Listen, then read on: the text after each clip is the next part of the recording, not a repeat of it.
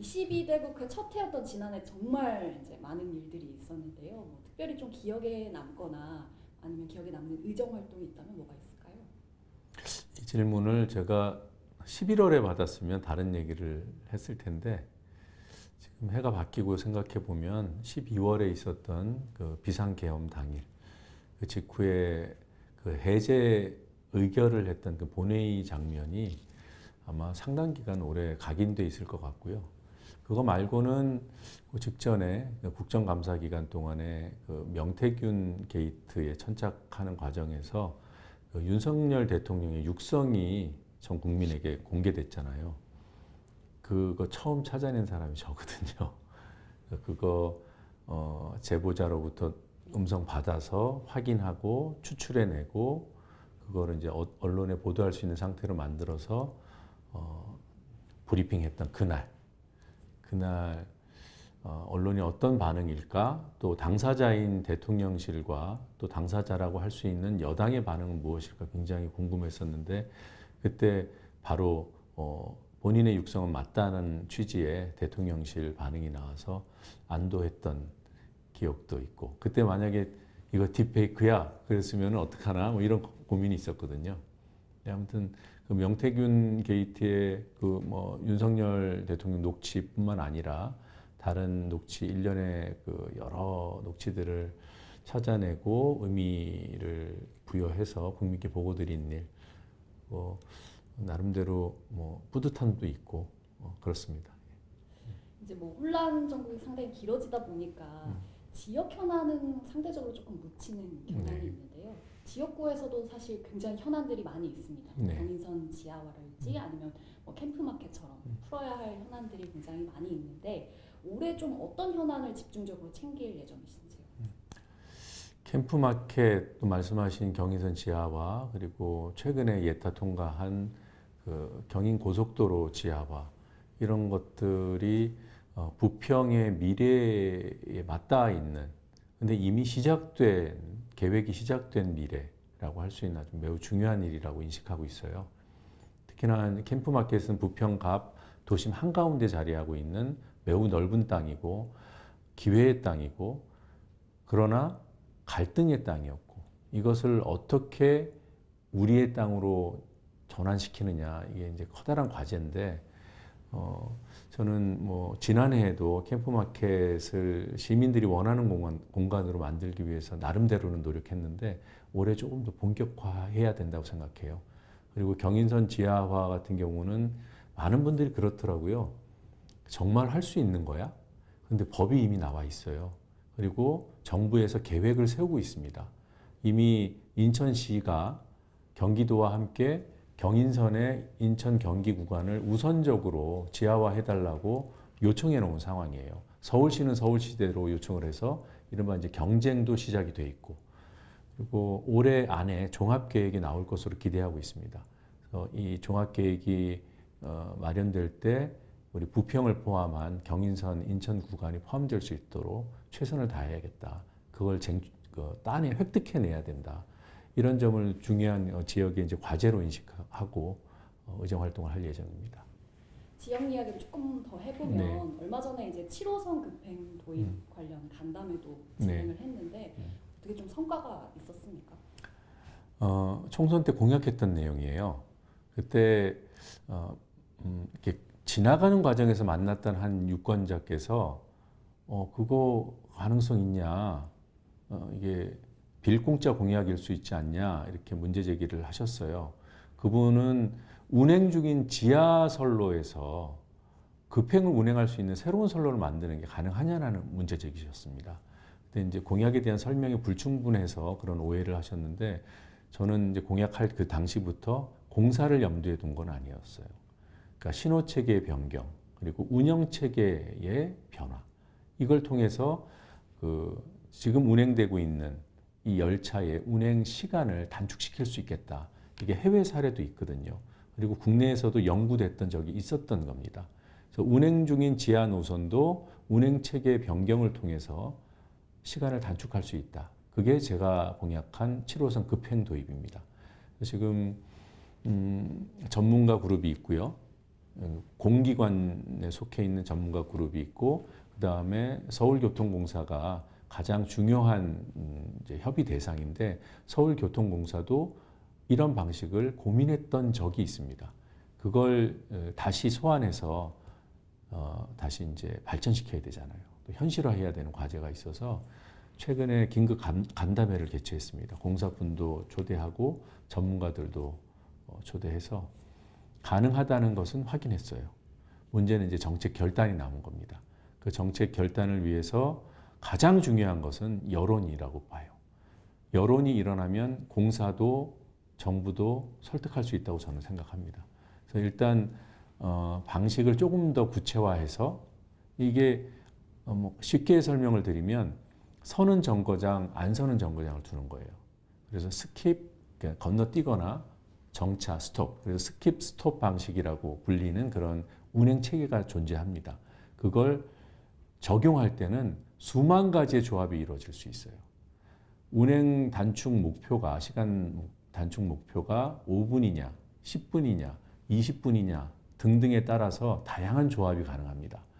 그것도 모든 운행 노선을 그렇게 적용할 것인가, 특정 그 배차에 대해서만 적용할 것인가, 이런 여러 고려를 해서 최적의 그런 후보군들, 운영 시스템 후보군들을 만들어서 주민들께 이제 설명을 드려야죠. 그리고 주민들이 동의할 수 있는 그런 방안을 채택해서 이제 공사도 설득하고. 근데 지금 그 방식은 결단만 하면 매우 빨리 도입할 수 있어요. 신호체계 도입하는데도 돈은 들어갑니다. 그런데 공사를 터널을 뚫는 공사에 비하면 그 뭐 비교가 안 될 정도거든요. 그렇다고 해도 신호체계를 지금 바꾸는 것이 필요한가? 그런데 저희가 이번에 파악해 봤더니 신호체계를 변경해야 될 시점에도 와 있어요. 마침. 그래서 저는 그런 신호체계 변경의 명분이 있고 그다음에 운행체계의 개선을 통해서 운행 시간을 단축시킬 수 있다면 안 할 이유가 없겠다. 그래서 조금 속도를 내볼 생각입니다. 가능하다는 것은 확인했습니다. 이건 이제 제가 드린 질문은 아니기는 한데 지역 경제 활성화도 상당히 지금 중요한 과제잖아요. 네. 지역에서의 어떤 활동들도 늘리고 계신데 그 부분도 좀 설명을 해주신다면. 지금 뭐 부평뿐만 아니라 지금 우리 사회의 소상공인, 자영업자들 너무 힘들다고 하시잖아요. 부평에 상권이 많습니다. 이제 상권이 뒷받침하고 있는 도시가 부평이고 재래시장뿐만 아니라 뭐 문화의 거리 곳곳에 다 상권이 존재하잖아요. 근데 공실이 늘어나고 있고 매출이 떨어지고 있고 이구동성으로 힘들다고 하십니다. 이게 부평만의 상황도 아니에요. 그래서 가장 좋은 것은 부평을 포함하는 우리 사회 전반에 도움이 될 만한 제도를 만들어야 된다. 그게 무엇이 있을까? 지금 뭐 우리 당에서는 뭐 재정 정책이 필요하니까 한시적인 재정 투입, 그게 이제 전국민 그 지원금이라고 민생 지원금이라고 불리는 그런 재정 투입이 필요하다는 논의가 한 축이고, 하나는 제도적으로 지속될 수 있는 방안이 필요하다. 대표적인 게 이제 지역화폐 활성화법입니다. 그건 제가 뭐 총선 때도 공약을 했고 지난해에도 법을 통해서 그걸 만들어내려고 노력을 했어요. 지역화폐를 활성화하는 뭐 다른 게 아닙니다. 지역의 지자체의 예산이 제약돼 있으니까 중앙에서 국고를 지원하지 않으면 지자체에서 독자적으로 지역화폐를 운영하기 굉장히 힘들잖아요. 그래서 소위 매칭 방식으로 국고가 내려오면 거기에 매칭해서 이제 시비가 투입이 되고 구비가 투입이 되는데 국고가 말라버려요. 정권에 따라서. 그런 일은 없게 하자. 그래서 국고의 지원을 의무화하고 정기화하고 그리고 상당한 수준으로 유지될 수 있게 하는 법안을 지난해 발의를 했고 본회의 통과까지 됐어요. 근데 윤석열 대통령께서 거부하셔서 지금 다시 제자리입니다. 다시 추진할 겁니다, 올해. 당에서도 당론으로 지역화폐를 활성화하는 법을 추진하기로 이미 결의한 상태고, 그래서 이 법이 통과되고 실제로 시행이 되면 저는 부평 상권에 상당한 도움이 될 거라고 저는 기대하고 있습니다. 과방위에서도 이제 활동하고 계신데 올해 상임위에서 좀 집중적으로 다룰 현안이 있다면 뭐가 있을까요?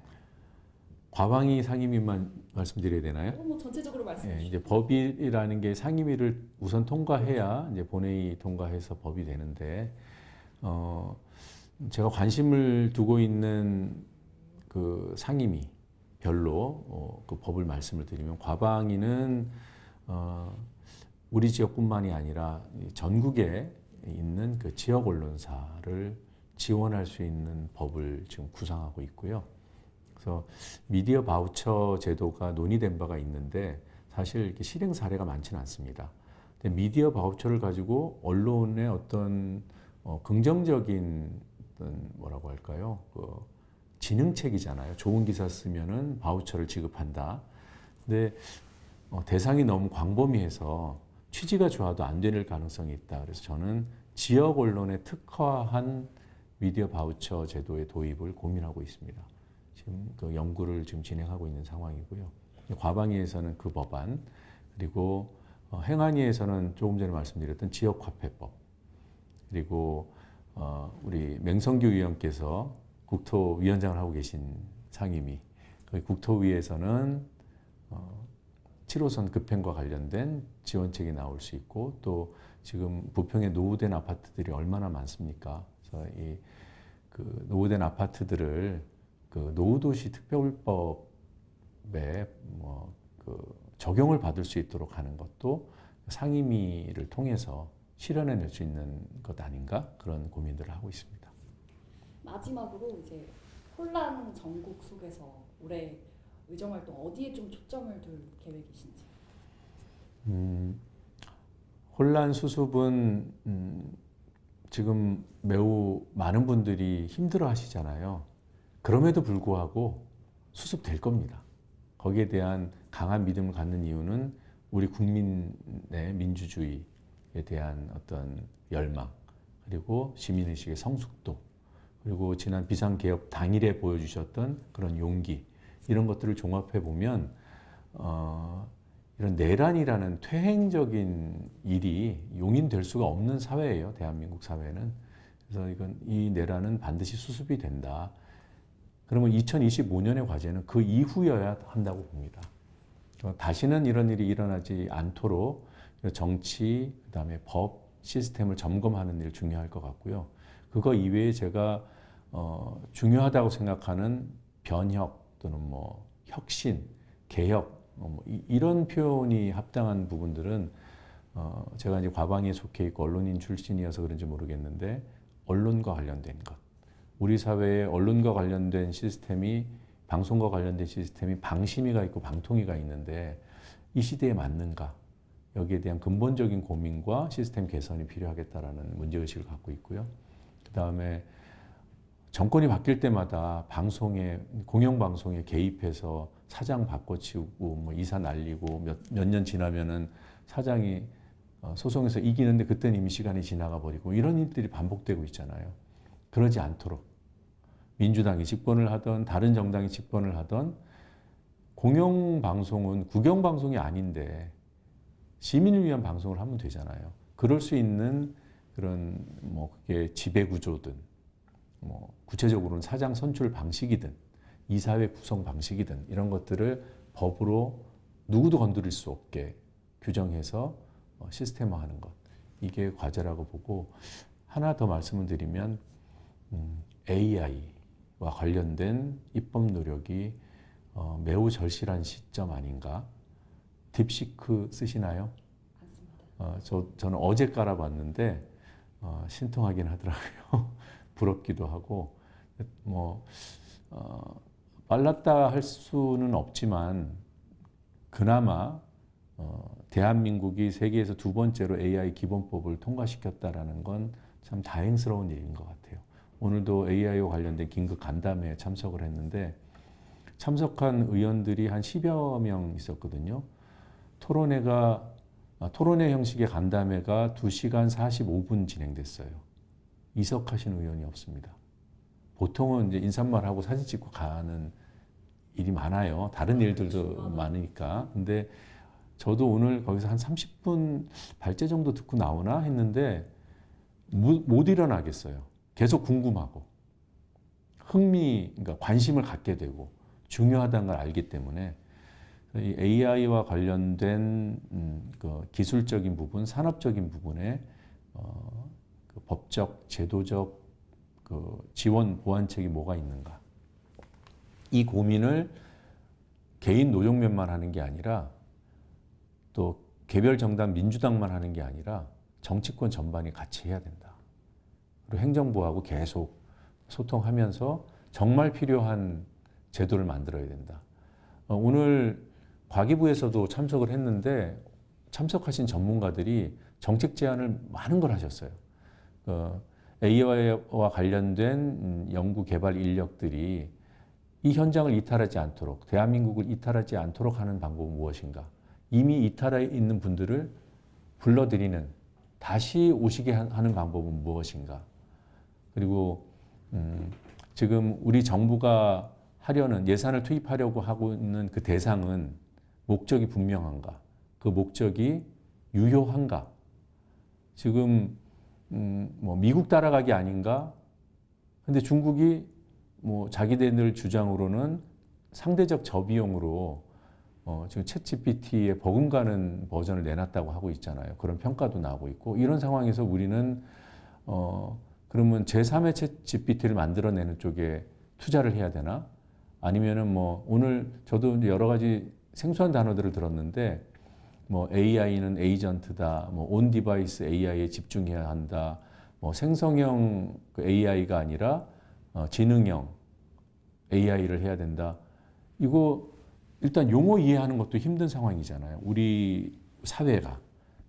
그런 것들이 자연스럽게 대화가 이루어지는 와중에 진짜 정책 목표가 무엇인지 국민들이 똑바로 아시고 정확히 아시고 평가하시고 거기에 따라서 여론이 일어나야 정책 방향이 정해지잖아요. 지금은 정부와 국회와 전문가 그룹들만 지금 대화하고 있는 상황이에요. 이걸 저변을 넓혀야 되는 상황이다. 그래서 우리가 다른 나라보다 좀 늦었잖아요. 그러니까 정책이 분명하고 적확해야 되기 때문에 그냥 전문가 몇 명이, 관료 몇 명이 절대 안 된다. 그런 면에서 국회가 역할을 해야 된다고 생각합니다. 그래서 오늘 저도 끝까지 자리를 지키고 여기에 어려운 용어들을 좀 더 쉽게 풀이해서 대중들에게 알리고, 그리고 또 그로부터 또 이제 의견을 들어서 정책 대안으로 수렴하고 이런 과정들을 밟으려고 하고 있습니다.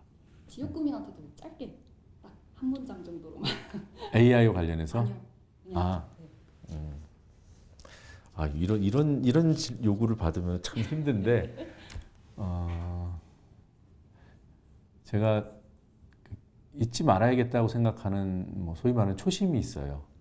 제 목표이기도 하고, 이걸 우리 시청자 여러분들께 한 번 더 말씀드림으로써 제 약속을, 저 스스로와의 약속을 한 번 더 다지려고 합니다.